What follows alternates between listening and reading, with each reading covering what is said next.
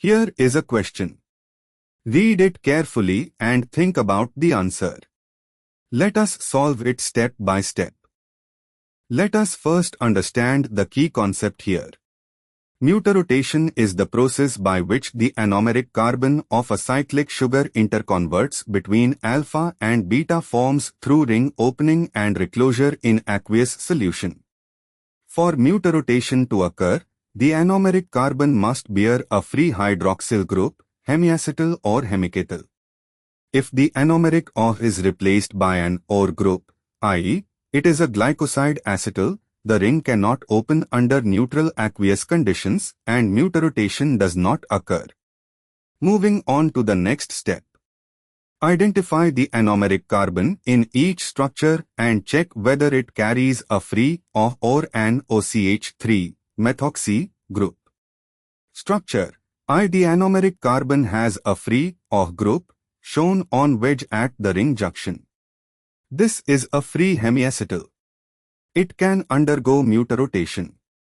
Structure. To the anomeric carbon has OCH3, shown as OCH3 at the top right of the furanose ring.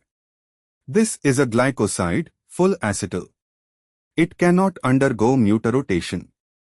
Structure. 3. The anomeric carbon has a free OH group, shown on wedge.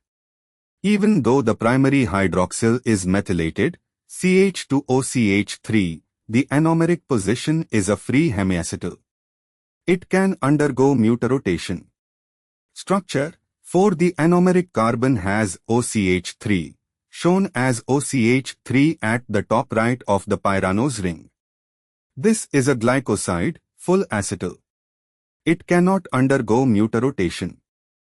And for the final step.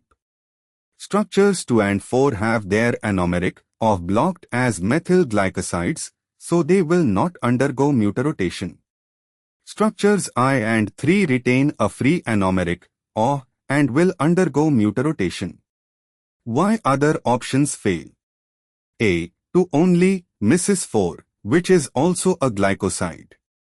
B. 3 and 4 only incorrectly includes I and 3, which have free anomeric OH and misidentifies 4. D. I and 3 only incorrectly identifies I and 3 as non-mutarotating, they actually have free anomeric OH and do mutarotate. Therefore, the correct answer is C. Therefore, the correct answer is option C.